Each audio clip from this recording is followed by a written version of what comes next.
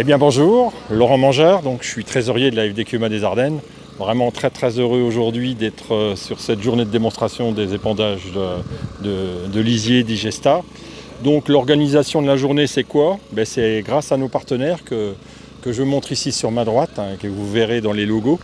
Nous avons organisé trois ateliers techniques sur les avantages, les inconvénients de l'organisation du lisier sous telle et telle forme, les aspects techniques agronomiques, et puis nous verrons juste après du matériel en dynamique. Et aujourd'hui on a vraiment beaucoup de chance parce qu'on a plein de solutions différentes pour l'épandage des lisiers Digesta. Et ce sera encore une journée très riche d'enseignements. Stéphane, tu es le président de la FDCUMA des Ardennes. Pourquoi c'est important de faire des démonstrations quand on est président de la FDCUMA des Ardennes? Le but de la FDCUMA, c'est quand même la mécanisation en groupe, en commun. Donc c'est l'occasion de montrer notre savoir-faire. Là, on a rassemblé beaucoup de matériel classique, mais aussi des matériels novateurs. C'est notre image, un peu notre vitrine, notre image de marque. Et c'est un peu fédérateur, on fait ça avec la Chambre d'agriculture et les GEDA pour montrer l'agronomie, la technique et tout. C'est un tout, voilà. Jean-Baptiste, tu es prof dans un lycée agricole, donc les élèves sont venus avec toi aujourd'hui, vous allez passer la matinée sur la démo FDCUMA. Oui. Pourquoi c'est important de venir avec des élèves aujourd'hui sur une démo FDCUMA? Ok, donc en fait concrètement on travaille régulièrement sur les charges de structure au sens large. En se focalisant sur les charges de structure, on se rend compte qu'à peu près 50% des charges de structure sont composées par les charges de mécanisation.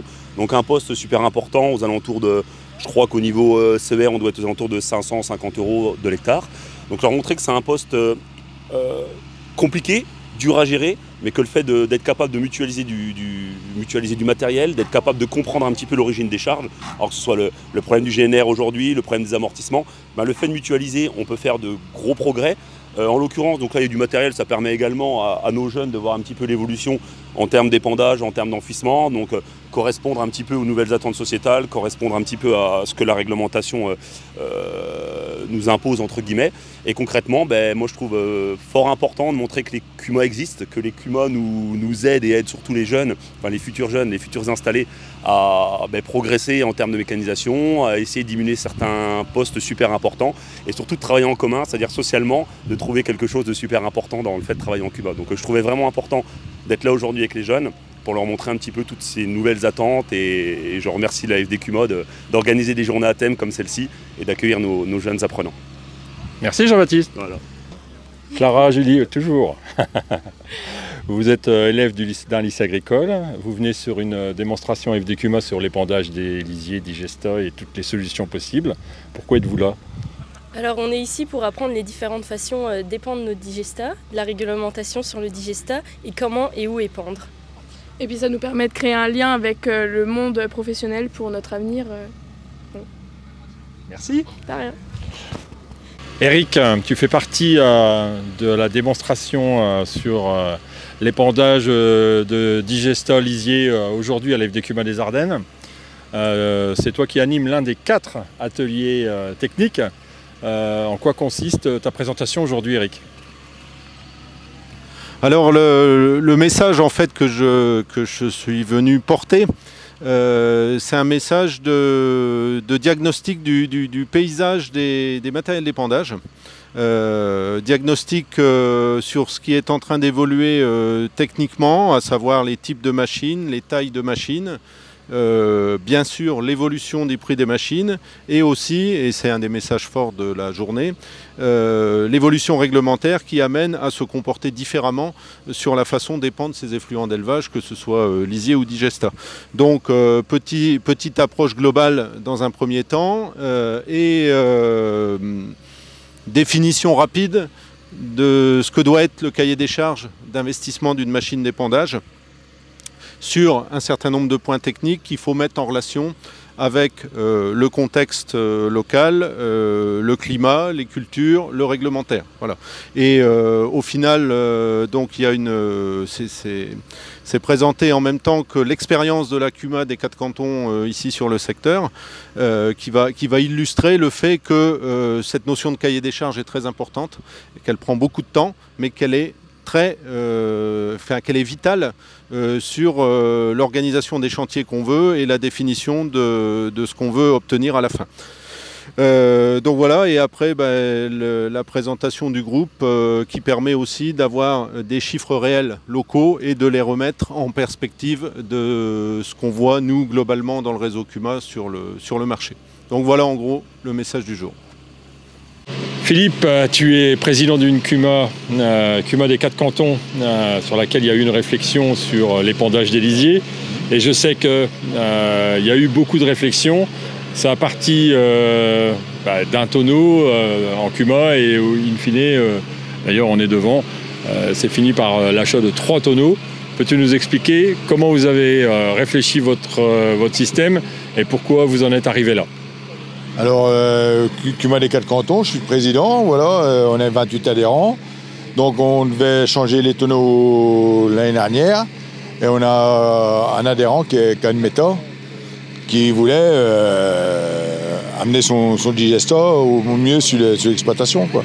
Donc lui, il a rencontré les concessionnaires, il a amené les tonneaux avec des patins pour pouvoir l'amener comme il faut, pour l'évaporation du lisier et compagnie.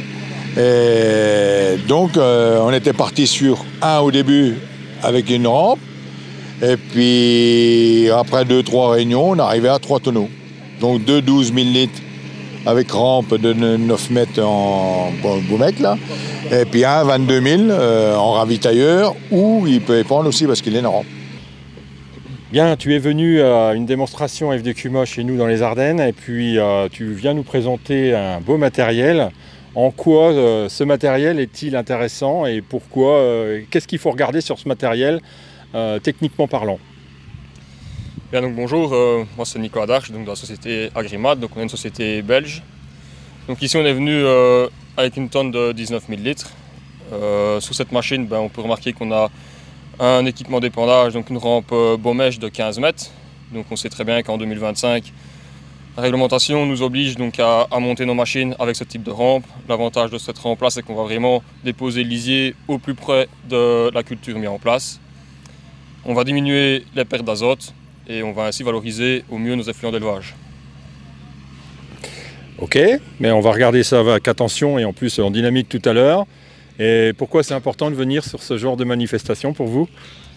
Alors c'est très important pour nous d'être présents ici parce que ça permet déjà d'être visible auprès de nos différents clients, de nos différents peut-être acheteurs. Et puis ça permet aux clients de voir vraiment la machine travailler en dynamique et de se rendre compte du boulot et de l'efficacité de notre machine. Merci. Didier, tu fais partie l'un des 4 ateliers techniques aujourd'hui de la journée de démo.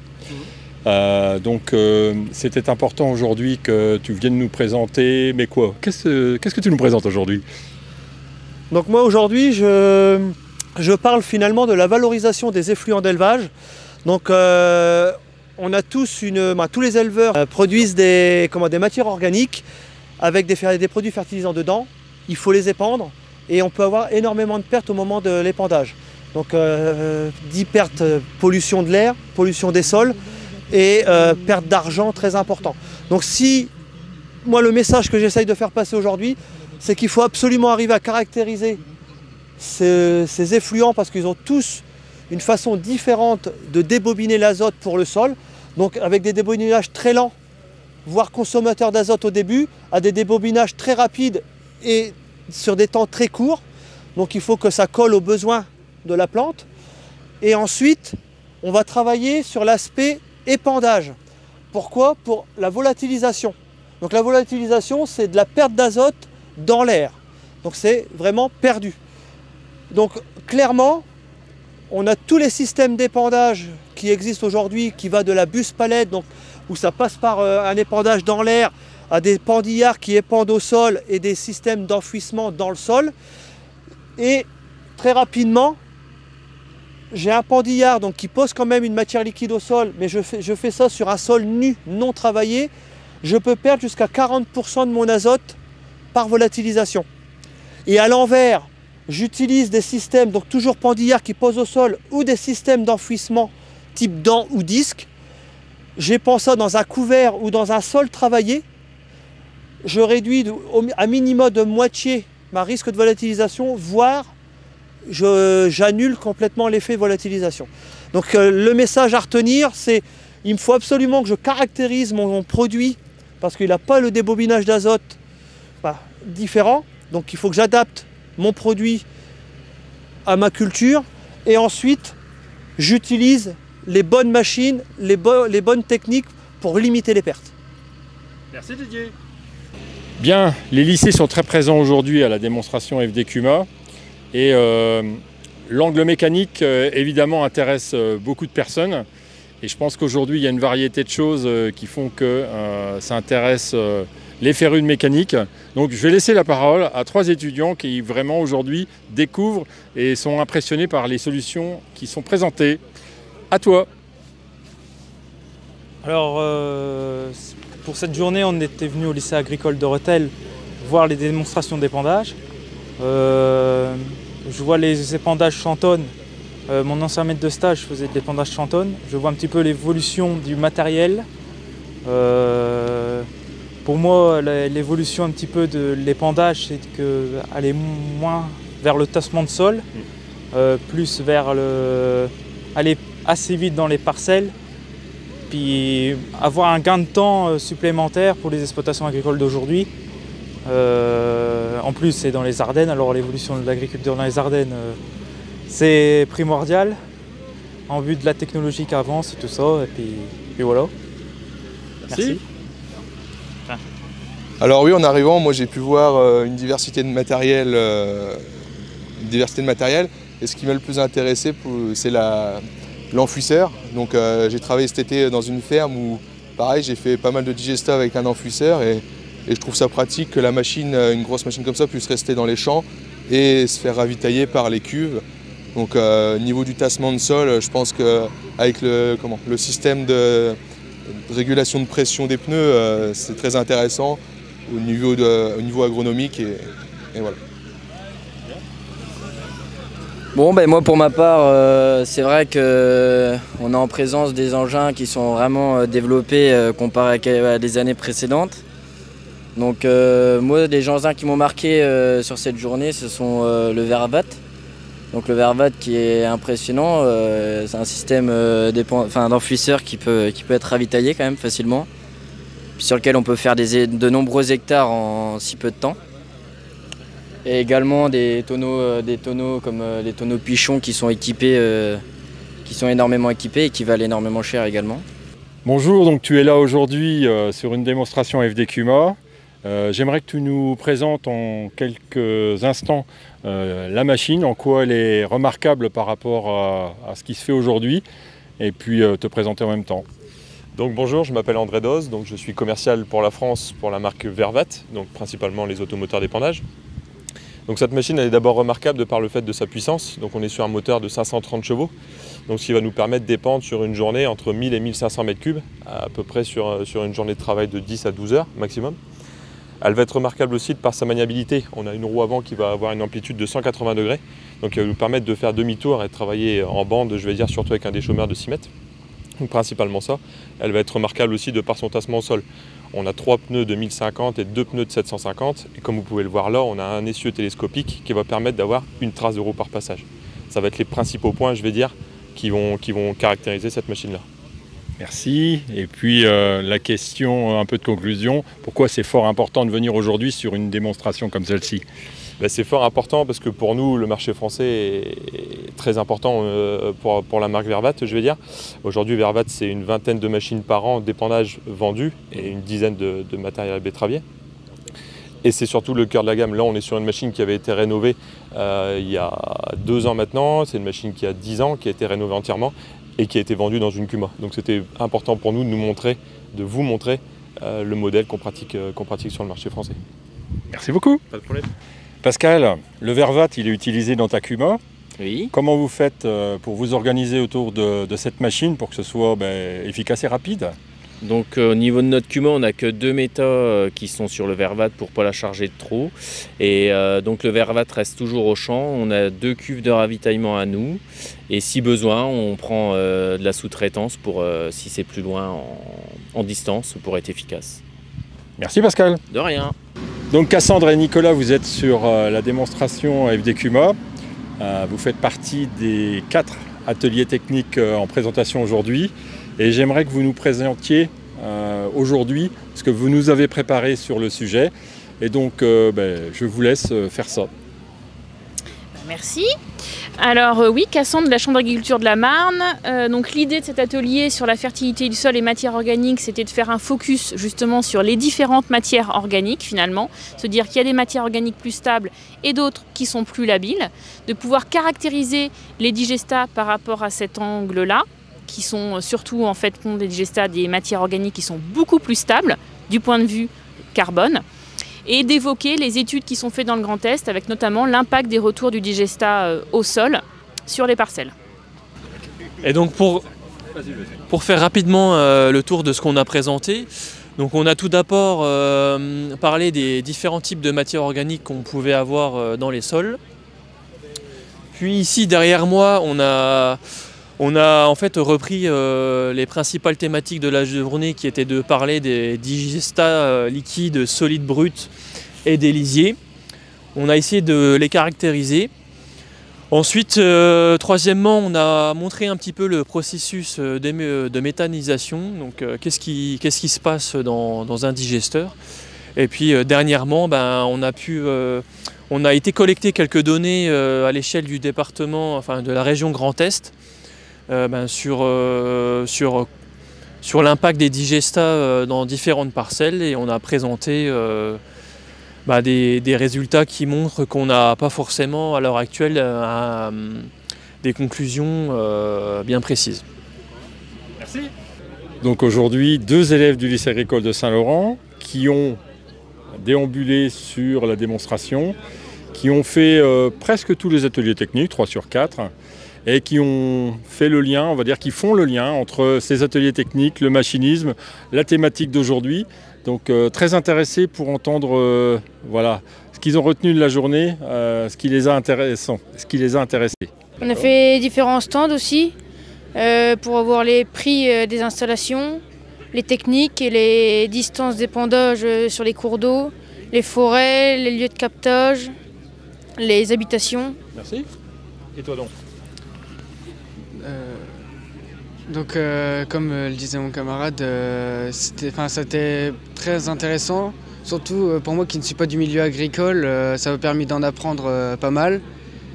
Donc par exemple pour les limitations et les restrictions par rapport à l'épandage, et c'est surtout les techniques d'épandage qui m'ont étonné, on va dire, parce que je ne pensais pas qu'il y avait des épandeurs à dents et à disque. Donc j'ai trouvé ça vraiment intéressant, et puis les démonstrations, c'est vrai qu'elles étaient intéressantes, surtout avec le Vervat, parce que j'avais jamais vu ça, j'avais jamais vu ça en action. Après sinon les tonneaux, on va dire que ça restait un peu classique, on a l'habitude d'en voir, mais non, c'était intéressant cet après-midi. Merci. Bravo. Donc chez Villemay, vous êtes aussi ici à la démo FDCUMA. Mais vous avez choisi un système technique différent des autres. J'aimerais que tu m'expliques pourquoi vous avez fait ça. Okay. Donc on a choisi ça, c'est principalement pour la légèreté du système. On fait 19 tonnes sur 3 essieux, quoi. Et aussi surtout pour pouvoir reprendre les passages des pulvées. Et en gros, on peut épandre jusqu'à 36 mètres de large. Donc 24, 28 ou 36 mètres de large, quoi. Et le gros avantage du système, c'est qu'on épand dans de la matière qui peut faire jusqu'à 1,50 m de haut, quoi. Donc en poursuivant la discussion tout à l'heure, on se disait que c'est vrai que le transport lisier, c'est vraiment un souci, et tu souhaitais nous en parler un peu davantage. Vas-y, explique-nous un peu ton point de vue sur le sujet. C'est vrai que la partie transport de digestat ou lisier, c'est un point qui est vraiment souvent pris un peu à la légère, quoi. Donc nous on a choisi les camions, principalement on met 30 mètres cubes. C'est le plus gros système, et on est à 44 tonnes à charge, quoi. Que des systèmes plus agricoles, on a plutôt tendance à être un peu plus lourd, quoi, avec moins de mètres cubes, quoi. Puis le gros avantage aussi, c'est que d'un point de vue pour les riverains, les camions, 20 camions qui passent dans une commune, c'est mieux vu par rapport à 20 tracteurs qui passent en permanence dans une commune, quoi. Donc, voilà. Merci. Maxime et Martin, merci d'être avec nous. Donc, on est toujours sur la FDCUMA et la démo d'aujourd'hui. Donc, c'est quoi votre message technique aujourd'hui? Vous faites partie des 4 ateliers techniques d'aujourd'hui. Donc, Maxime, je te laisse la parole. Merci. Donc Maxime Tamine. L'idée d'aujourd'hui de l'atelier technique, c'était on est sur une démo de matériel pour épandre le lisier correctement. Mais en fait, nous l'idée, c'est d'avant de l'épandre, en fait, il faut pouvoir aussi le stocker correctement pour pouvoir les prendre au bon moment en fait. Donc prévoir les capacités de stockage sur place, sur site ou en déporté pour pouvoir ensuite épandre le lisier au bon moment et présenter aussi les différents types d'ouvrages de stockage qu'on peut avoir sur le marché et les présenter avantages, inconvénients, les caractéristiques de chaque type d'ouvrage. Voilà, je passe la main à mon collègue. Bonjour, donc Martin Brichot. Alors en fait au niveau du lisier comme du digesta, il y a un certain nombre d'éléments réglementaires à respecter pour éviter de se retrouver en porte-à-faux vis-à-vis d'interdictions, que ce soit sur les distances à respecter vis-à-vis des habitations, des cours d'eau, des périmètres de captage, etc. Et il y a par ailleurs des interdictions à respecter également en termes de période d'épandage, puisqu'on est ici en zone vulnérable, et dans les zones vulnérables, il y a des périodes où on n'a pas le droit d'épandre, plus ou moins étendu selon les cultures, etc. Et le dernier point réglementaire sur lequel on voulait attirer l'attention, c'est le fait que les agriculteurs qui épandent du lisier et du digesta sont soumis à l'obligation de réaliser un plan prévisionnel de fumure, donc un document par lequel ils vont calculer les doses d'azote à apporter, à la fois azote organique et azote minéral. Hervé, oui. Tu es l'organisateur de cette journée FDCUMA. C'est toi qui as beaucoup œuvré pour rassembler aujourd'hui tout plein de belles choses à voir. Pourquoi tu es vraiment content d'être là aujourd'hui et pourquoi tu es content d'avoir cette journée prête? Alors donc là, c'est que je suis content déjà que tout l'FDCUMA participe à cet événement quand même. Non mais voilà, ça c'est quelque chose. Enfin, qu'on travaille tous en synergie avec la Chambre, l'FDGEDA et puis autres. Et tous nos partenaires présents et puis qui sont là depuis déjà plusieurs années. Non mais enfin ça fait plaisir. Les concessionnaires, les OPA, tout ça c'est quelque chose qui est très riche, enfin pour nous. Et puis bon, je pense qu'on peut le voir avec toute la diversité de matériel qu'on a sur place. Enfin c'est très intéressant. Si les agris là, c'est qu'ils vont se retrouver sur leurs exploitations un moment où là, un autre à dire ah oui, ce système-là pourrait très bien me convenir, non peut-être pas celui-là. Enfin c'est qu'ils sauront mieux se placer par la suite. Toutes les CUMA, ils pourront peut-être aussi réfléchir à du travail en commun avec des cuves transport, des cuves tampons ou même à penser comme M. Ratuiville à mettre des lisier-ducs. Enfin je ne sais pas si c'est le bon terme, mais je pense que tout ça peut être très bénéfique pour nos CUMA et pour nos agriculteurs présents aujourd'hui. Merci Hervé. De rien.